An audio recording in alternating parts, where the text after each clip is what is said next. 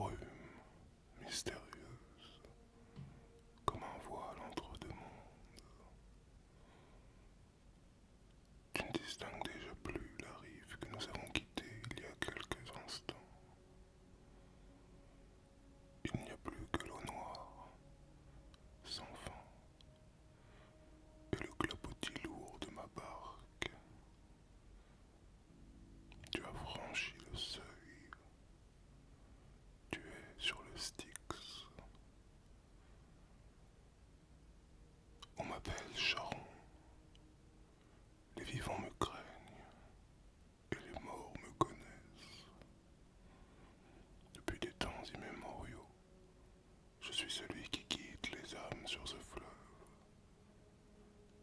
De la lumière trompeuse de leur dernier souffle jusqu'aux ténèbres éternelles du royaume d'Hadès.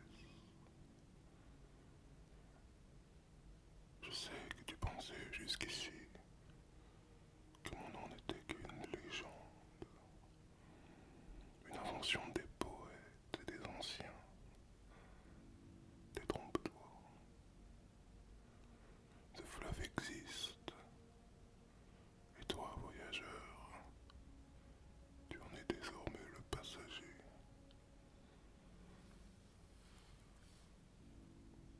Écoute attentivement ce que je vais te confier.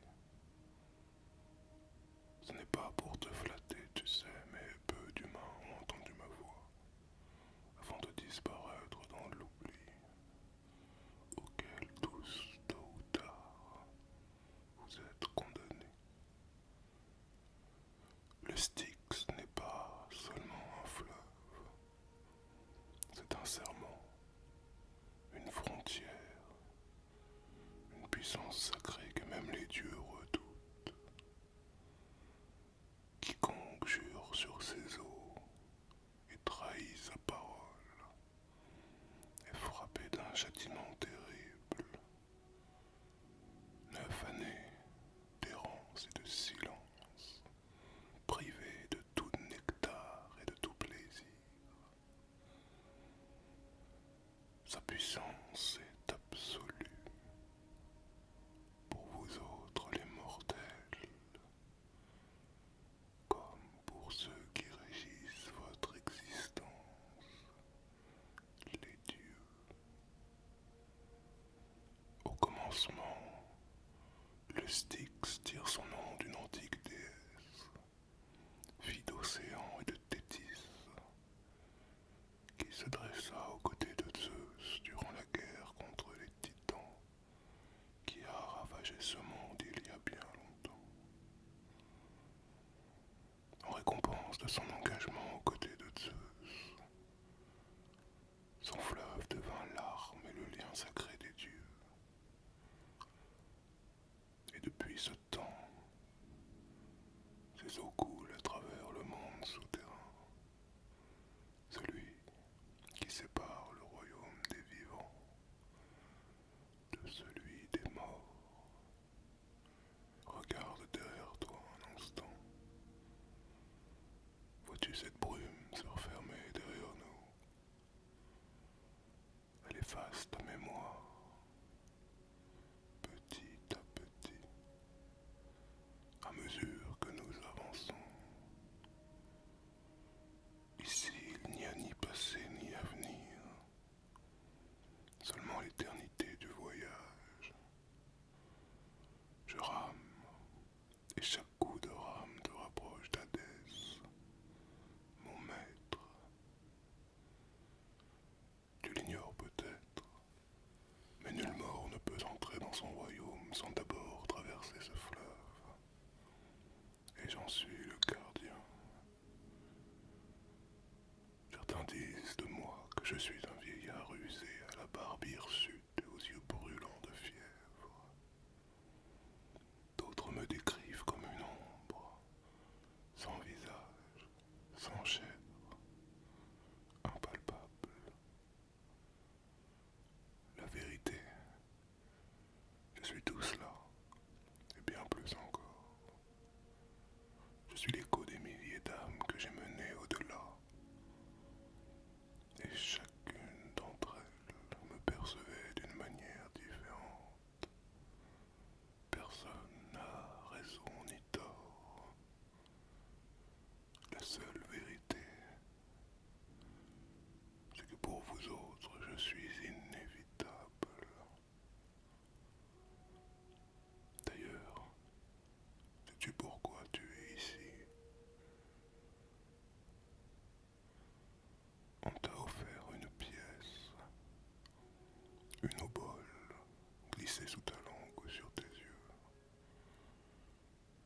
sans elle, jamais je ne t'aurais laissé monter à bord. Les âmes sans paiement errent à jamais sur les rives, condamnées à implorer en vain. On les appelle les ombres oubliées. Peut-être en croiserons-nous au détour d'un méandre, des silhouettes pâles, tendant leurs mains, suppliant une place dans mon embarcation. Mais je suis incorruptible. Regarde la surface de l'eau sur laquelle nous voguons. Ne t'y attarde pas trop longtemps, car ces flots ont le pouvoir de refléter non pas ton visage, mais tes fautes, tes regrets, tout ce que tu aurais voulu oublier. Beaucoup avant toi ont distingué des fragments de leur vie, des visages disparus, des promesses trahies, des espoirs déchus. Certains crient, d'autres pleurent, et moi je rame, toujours, jusqu'à ce que mon passager accepte son sort. Mais le Styx n'est pas le seul fleuve que tu devras connaître.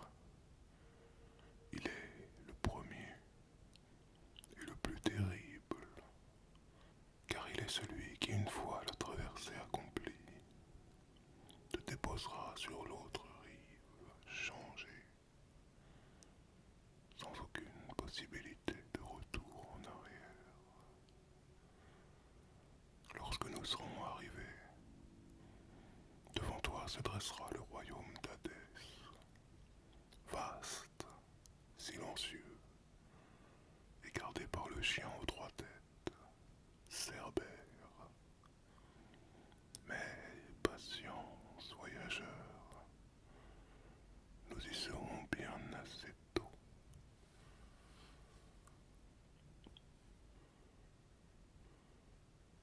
Toutes les âmes que j'emmène vers cette traversée n'ont pas ton éclat. Alors je vais t'enseigner ce que peu de vivants ou de mortels ont entendu, les vérités cachées du monde des morts. Le Styx n'est pas le seul fleuve à couler dans les profondeurs du royaume d'Hadès. En vérité, il y en a 5, chacun portant un fardeau et marquant une étape du grand passage. Tu ne les verras pas tous, mais je peux t'en révéler les secrets puisque tu m'as payé ton tribut. Tu viens de mettre le pied sur le Styx, celui qui lit les serments des dieux eux-mêmes. Mais tout près s'écoule la Garonne, que certains appellent le fleuve des douleurs. C'est souvent par lui que les âmes arrivent jusqu'à moi. Ces rives sont remplies de gémissements, de complaintes, car il recueille les larmes des vivants, leur deuil, leurs regrets, et les transforme en flot éternel. Les poètes disent que je le traverse parfois, quand les âmes se pressent trop nombreuses, comme à l'aube d'une grande guerre. Plus loin encore, grondant comme un volcan, coule le Phlegéton, le fleuve de feu. Ses eaux brûlent sans fin et pourtant ne consument jamais ce qu'elles touchent.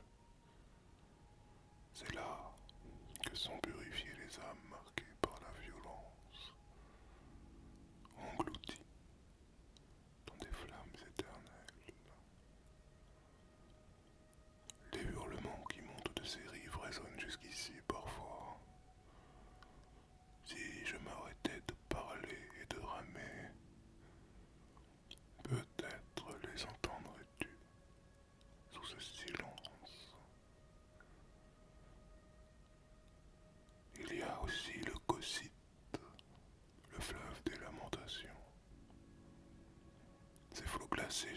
les âmes de ceux qui n'ont jamais trouvé la paix.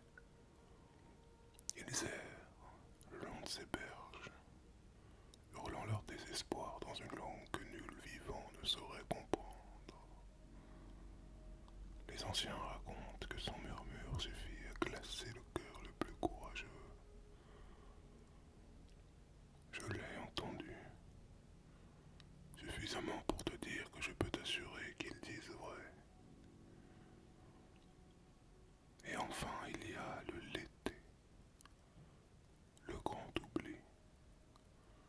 Ces eaux claires traîtresses invitent ceux qui les boivent à abandonner tout souvenir de leur vie passée.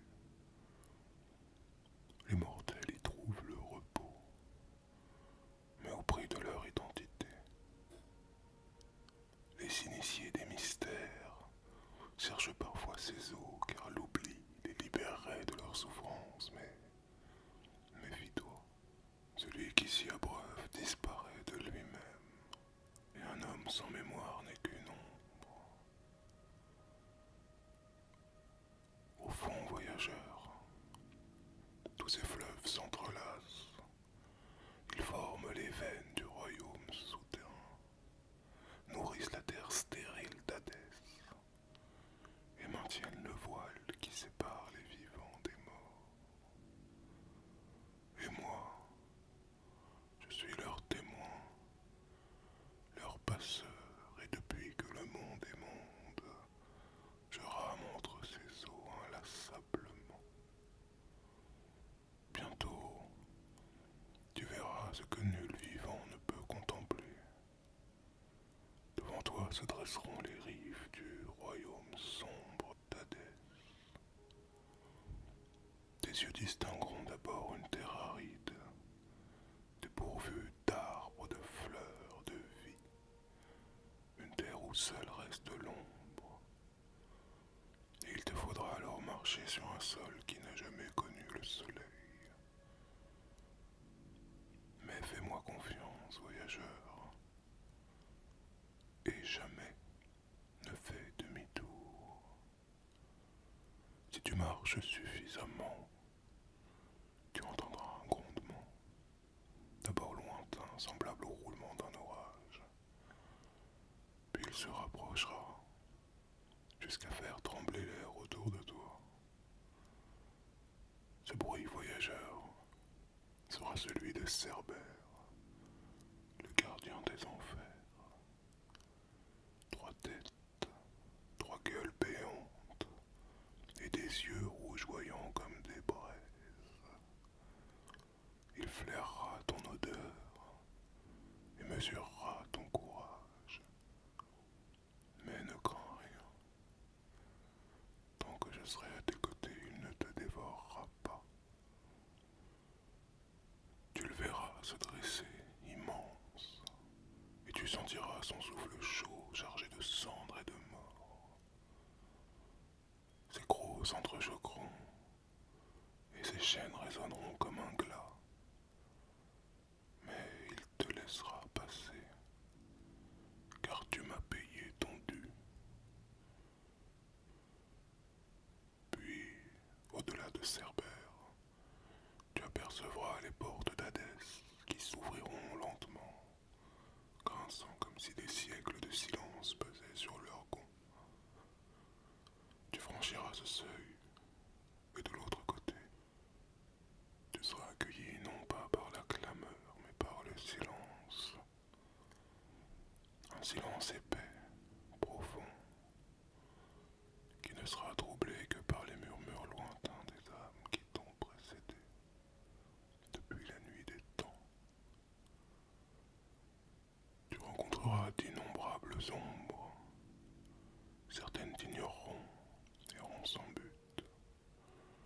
D'autres qui te fixeront avec des yeux vides, comme si elles cherchaient encore à comprendre ce qui leur est arrivé.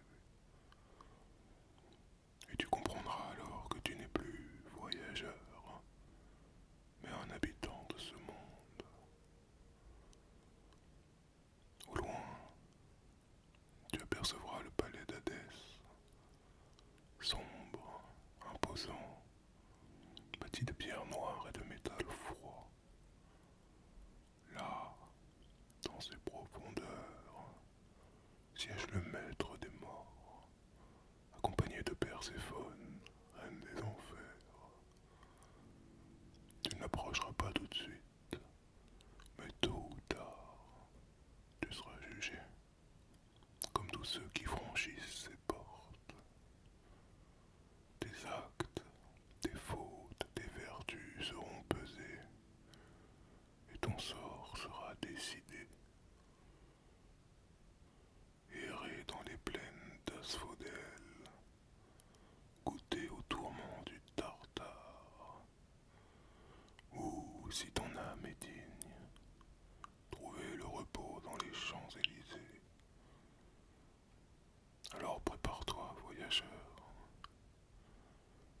car ce qui t'attend n'est plus du domaine du rêve, de la fable ou de la légende.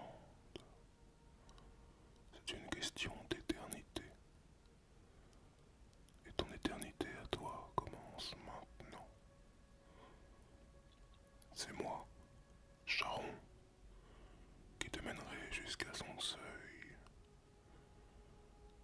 Après quoi, ton destin ne sera plus entre mes mains, mais entre celles de la justice des morts.